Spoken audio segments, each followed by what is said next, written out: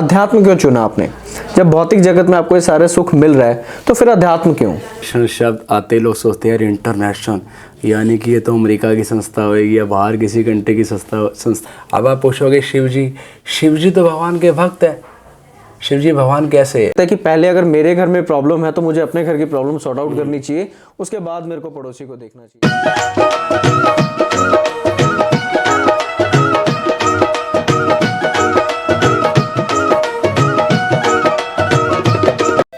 Hello, नमस्ते, हरे कृष्णा। स्वागत है आप सभी का मेरे YouTube चैनल जिसका नाम डिवाइन टॉक्स विद विक्रम।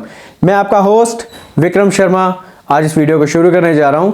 और वीडियो शुरू करने से पहले मैं आपको बताना चाहूँगा कि प्लीज़ मेरे चैनल को सब्सक्राइब करें। और आज वीडियो शुरू करते वक्त जिस व्यक्ति के बारे में बात करने जा रहा हूँ वो व्यक्ति पेशे से वकील और आध्यात्मिक व्यक्ति हैं।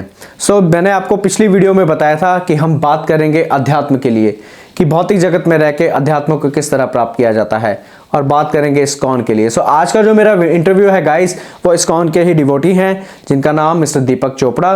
चलिए जल्दी से वीडियो शुरू करते हुए हम बात करते हैं मिस्टर दीपक चोपड़ा से। गाइस शुरुआत करते हैं वीडियो की। जिनके बारे में मैं बात कर रहा था, मिस्टर दीपक चोपड़ा, आज मैं आपको उनसे इंट्रोड्यूस कराता हूँ। हरे कृष्णा प्रभु जी। हरे कृष्णा। प्रभु जी, मेरे चैनल जो है अध्यात्म से रिलेटेड है। मेरा जो प्रश्न है, मैं आपसे कुछ प्रश्न करूंगा जो कि अध्यात्म से रिलेटेड होंगे और जो मेरे व्यूवर्स हैं वो भी जानना चाहेंगे। मेरा पहला प्रश्न आपसे है कि आप अपने बारे में बताएं और आपके परिवार के बारे में हम सब जानना चाहते हैं कि आपके अलावा आपके परिवार में और कौन कौन है। जैसा कि आप जानते हैं मैं पेशे से वकील हूँ, फैमिली का भी अच्छा बिजनेस है, फादर मेरे बिल्डर है, इसके अलावा और भी उनके काम है। फैमिली के अंदर मेरी वाइफ है, मेरा 5 ईयर का सन है, मेरे पेरेंट्स, मदर फादर, मेरा ब्रदर, मेरी सिस्टर, जैसे जो कंप्लीट फैमिली होती है उस प्रकार से जॉइंट फैमिली है। ठीक है।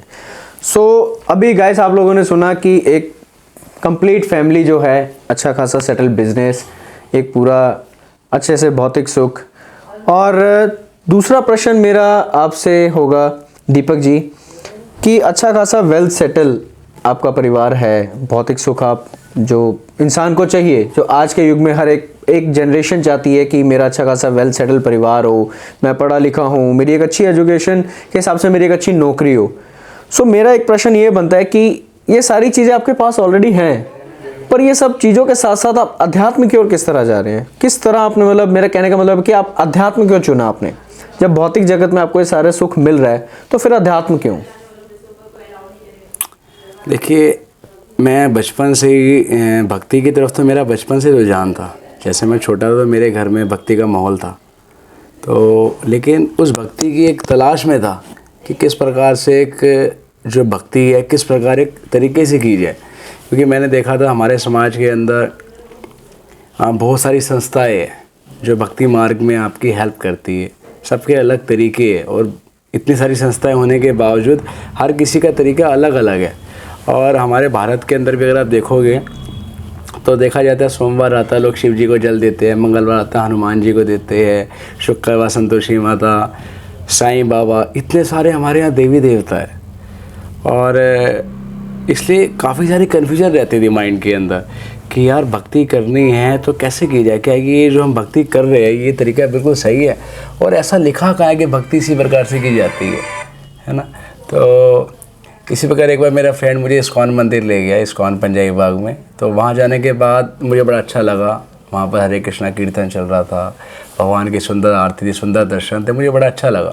तो मैं बार बार वहाँ पर जाने लगा। तो वहाँ पर रात को 8 से 9 भगवद गीता पे लेक्चर्स होते थे, जो मैं लेक्चर्स सुने तो मुझे बड़े अच्छे लगे। तो मैंने इस्कॉन के अंदर सबसे मेन चीज़ क्या देखी कि वहाँ पर जो भी कुछ बताया जाता है, जो भी कुछ प्रीच किया जाता है, वो एक शास्त्र के माध्यम से किया जाता है। वो कोई भी बात ऐसे नहीं कहते। जैसे कि हम भगवद गीता हम शुरू से सुनते आए कि हिंदुस्तान के अंदर जो टॉप मोस्ट ग्रंथ है वो भगवद गीता है, श्रीमद् भागवतम है, रामचरितमानस है। तो वो जो ज्ञान है इस्कॉन के माध्यम से हम लोगों को मिला, वो भगवद गीता के माध्यम से मिला। तो जब गीता हम लोगों ने पढ़ी, हमने श्रील प्रभुपाद के परपट पढ़े, तात्पर्य पढ़े, तो हमें समझ में आया कि भक्ति क्या है। चलिए ठीक है दीपक जी, मैंने मान लिया कि आप इस्कॉन गए, वहाँ पे अभी आपने, जैसे मेरा एक प्रश्न आपके जवाब से ही बन के आया कि आपने बोला कि मैं इस्कॉन गया। हमारे हिंदुस्तान में हर एक दिन एक भगवान को पूजा जाता है। सोमवार भगवान शिव को पूजा जाता है, मंगलवार भगवान हनुमान जी की उपासना करी जाती है, बुधवार, फिर वीरवार, शुक्रवार। सो मेरा एक सवाल आपसे बनता है कि इतने सारे जब हमारे भगवान हैं, सो हम कैसे डिसाइड करें कि मुझे उसी, अब मैं आपसे एक सवाल पूछना चाहता हूँ कि मान लीजिए आप इस्कॉन गए, अगर वही टाइम पे आप काशी जाते तो क्या भगवान शिव के तरफ अध्यात्म देते? आपने भगवान कृष्ण की तरफ ही क्यों रुख अपनाया? देखिए भगवान तो और भी बहुत सारे हैं हमारी तरफ, बिल्कुल आप तो आखिर कृष्ण ही क्यों? सबसे पहली चीज़ तो है जो भगवत गीता बताती है और श्रीमद् भागवतम बताती है, जो कि स्वयं भगवान के अवतार वेद व्यास मुनि द्वारा लिखी गई है। तो भागवतम में व्यास मुनि जी खुद ही ग्रंथ में कह रहे हैं कि एते चांच कला पुंसा कृष्णस्तु भगवान स्वयं।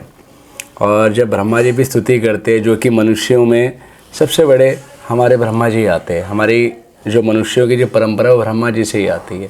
तो ब्रह्मा जी भी जब स्तुति करते हैं ब्रह्म संहिता के अंदर, तो वो भी यही कहते हैं कि ईश्वरा परम कृष्णा सच्चिदानंद विग्रह अनादि राधि गोविंदा सर्व कारण कारणम।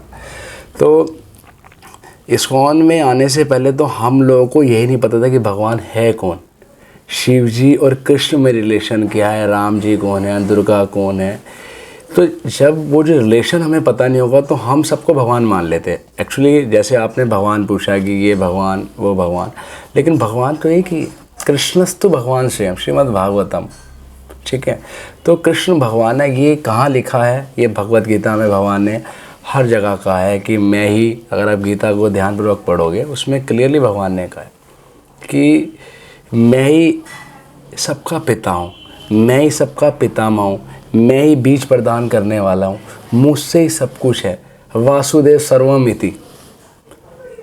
तो भगवान मतलब कण कण में वासुदेव का वास है। हाँ, कण कण में वासुदेव का वास है। कृष्ण ही सभी कारणों के कारण हैं, जो भगवान कृष्ण हैं। अब आप पूछोगे शिव जी तो भगवान के भक्त है। शिव जी भगवान कैसे है? शिव जी तो खुद भगवान की सेवा में हमेशा तत्पर रहते हैं। पार्वती मैया शिव जी से प्रसन्न करती है और शिव जी उन्हें भागवतम या राम कथा सुनाते हैं। तो दुर्गा जो है वो भगवान की शक्ति है। साईं बाबा, जो अगर आप कह सकते हो साईं बाबा एक गुरु के रूप में आप पूछ सकते हो, लेकिन भगवान तो कहीं ऐसा नहीं लिखा कि साईं बाबा भगवान है। हमारे शास्त्र में तो सिर्फ भगवान कृष्ण और कृष्ण के जो अन्य अवतार है वो भगवान राम भी है, ठीक है जी, भगवान विष्णु भी है, नारायण भी है, नरसिंह भी है, वो कृष्ण के अवतार है। शिव जी भगवान के एक अवतार है, उसे मना नहीं किया जा रहा। लेकिन अगर आप पूछे कि who is the prime minister of India, तो प्रधानमंत्री तो एक ही है, वो हमारे सब जानते हैं नरेंद्र मोदी जी। लेकिन कोई कहे कि हमारे जो काउंसलर हैं, निगम पार्षद है, एमएलए, सब प्रधानमंत्री है जी। तो छोटा बच्चा वाली बात के तो समझ में आता है, लेकिन वही जब आप किसी पढ़े लिखे के पास जाओगे, इसको नॉलेज या पॉलिटिक्स की राजनीति, वो बताएगा भैया नहीं ये अपना एमपी होता है, ये मिनिस्टर्स होता है, प्राइम मिनिस्टर। हम छोटे थे, हम सोचते थे कि यार ये सब के सब एक ही लेवल पे है, लेकिन फ़र्क होता है। तो बहुत अच्छा जवाब आपने दिया, मुझे बहुत अच्छा लगा। और मेरा आखिरी क्वेश्चन जो है मैं आपसे करना चाहूँगा, जो आज के जो भौतिक युग में जो हम जी रहे हैं, जिसमें बहुत सारे लोग ऐसे हैं जिनका एक प्रश्न होता है कि why ISKCON is a international society. क्योंकि मैंने पढ़ा भी है, इस्कॉन की पूरी फुल फॉर्म सभी जानते हैं, International Society of Krishna Consciousness. So ये मतलब कई लोगों का कहना है कि जो इस्कॉन है ये एक बाहरी संस्था है। इसके बारे में मैं आपसे जानना चाहूँगा कि इसमें इंटरनेशनल नाम भी दिया गया है। जो आप श्रील प्रभुपाद जी हैं, वो चाहते तो हिंदुस्तान का नाम भी दे सकते थे, पर इंटरनेशनल नाम क्यों दिया गया इसको? बिल्कुल ठीक कह रहे हो आप। इंटरनेशनल शब्द आते लोग सोचते हैं यार इंटरनेशनल यानी कि ये तो अमेरिका की संस्था होगी या बाहर किसी कंट्री की संस्था होगी, है ना। तो लोग सुन के वाकई हमारे मन में भी आता है, जब हम इस्कॉन से नहीं जुड़े थे तो हम भी ये कहते हैं अंग्रेजों का मंदिर है, क्योंकि वहाँ पर देखा गया विदेशी वहाँ पर नृत्य कर रहे होते हैं, भजन ज़्यादातर वृंदावन इस्कॉन जो विदेशी लगे हुए। तो मन में ये आता था कि यार विदेशी को हमारी भक्ति कर रहे हैं, अच्छा बाहर से कोई आया होगा तो उसने कुछ किया होगा, कुछ तो घपला होगा, मन में बातें क्वेश्चन उठती है, उठनी भी चाहिए। हमारा ब्रेन है, काम तो करेगा ही ना, विश्वास नहीं होता हम लोगों को। तो इंटरनेशनल नाम इसका क्यों रखा गया? सबसे पहले तो ये जो संस्था भारत की है, कलकत्ता से ही एक भारतीय जिनका नाम अभय चरण था, वो पूरे विश्व के अंदर प्रचार करना चाहते थे। तो जब पूरे विश्व में प्रचार करने थे, सबसे पहले वो अमेरिका के अंदर गए। अमेरिका में जब प्रचार किया तो वहाँ पे उनको अपनी जो संस्था बनी थी उसको रजिस्टर्ड करना होता है। तो रजिस्टर्ड जैसे कोई भी सोसाइटी रजिस्टर्ड होती है तो उसका एक नाम देना होता है, तब उन्होंने नाम दिया। क्या वहाँ पर नाम दिया इंडियन सोसाइटी, तो उन्होंने लिखा international society for Krishna consciousness, मतलब पूरा अंतर्राष्ट्रीय स्तर पर। क्योंकि उनका जो है छोटा नहीं थी थॉट कि मैं भारत तक ही प्रचार रखूं। वो चाहते थे कि ये जो प्रचार है, जो भगवत गीता का प्रचार है, जो राधा कृष्ण का प्रचार है, वो पूरे विश्व में हो।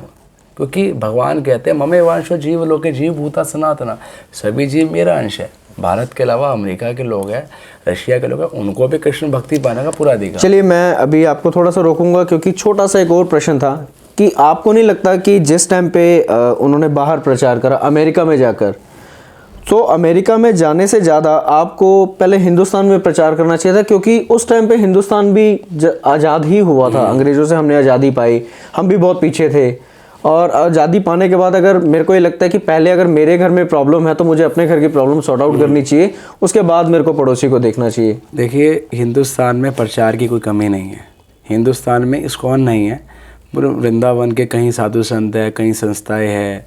इसके अलावा भी हमारे अयोध्या से है, हमारे गीता प्रेस के हनुमान प्रसाद पोदार जी की संस्था है गीता प्रेस की। तो भारतवर्ष में प्रचार की कमी नहीं है, लेकिन कितने लोग उसमें उसको लेके सीरियस होते हैं, ये मैटर करता है। तो प्रभुपाद के जो गुरुदेव थे भक्ति सिद्धांत सरस्वती ठाकुर, उन्होंने उनको कहा था कि अगर आप पढ़े लिखे हो, अगर आप इन ग्रंथों को इंग्लिश में ट्रांसलेट करके बाहर प्रचार करो तो बाहर के लोगों का उद्धार हो जाएगा। क्योंकि हिंदुस्तान में तो लोग राम कृष्ण नाम लेके कैसे भी तर जाएंगे भगवान का नाम लेके, लेकिन बाहर के लोगों को तो अनजान है, पता ही नहीं वो राम कौन है, कृष्ण कौन है। तो प्रभुपाद के गुरुदेव का मेन मोटो था कि प्रचार को बाहर पाश्चात्य देशों में करो, ताकि एक एकता आ सके पूरे विश्व के अंदर। पूरे विश्व के कल्याण के लिए उन्होंने बाहर जाके प्रचार करने को चुना। भारत भी किया उन्होंने, काफ़ी हद तक भारत भी प्रचार किया।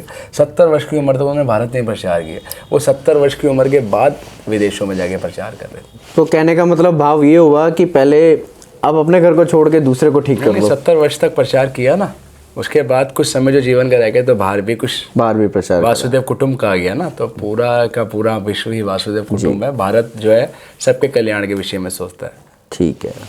सो जैसा कि गाइस आप लोगों ने देखा, मेरे द्वारा दिए गए प्रश्नों के जो जवाब थे वो प्रभु दीपक चोपड़ा जी द्वारा दिए गए। कुछ ऐसे बहुत सारे और क्वेश्चन मन में उठते हैं जो कि मैं करना चाहूँगा इनसे। सो आने वाली वीडियो में मैं आप मेरे साथ बने रहिए, ऐसे इसी प्रकार के बहुत सारे इस्कॉन को लेके या बहुत सारे ऐसे जो मिथ बने हुए हैं उसके लिए हम इनसे ज़रूर बात करेंगे और करते रहेंगे। आने वाले कई दिनों तक हमारा ये इंटरव्यू चलेगा जिससे रिलेटेड हम इनसे बात करेंगे। सो प्लीज़ अगर आपके मन में भी इसी तरीके के अगर कोई क्वेश्चन आते हैं या आप कुछ भी पूछना चाहते हैं तो प्लीज़ मेरे डिस्क्रिप्शन बॉक्स में कमेंट में जाकर अपना नाम, अपना क्वेश्चन और अपने शहर का नाम छोड़े, ताकि मैं आने वाली वीडियो में इनसे या आगे और जितने भी इस्कॉन्स के डिवोटीज हैं जिनसे मैं इंटरव्यू करूंगा उनके आगे ये प्रश्न रख सकूं और आपको ये थॉट्स क्लियर करा सकूं। सो तब तक के लिए बने रहिए मेरे साथ, मेरे चैनल को ज़रूर सब्सक्राइब करिए। आपका होस्ट विक्रम शर्मा, धन्यवाद, नमस्ते, हरे कृष्ण।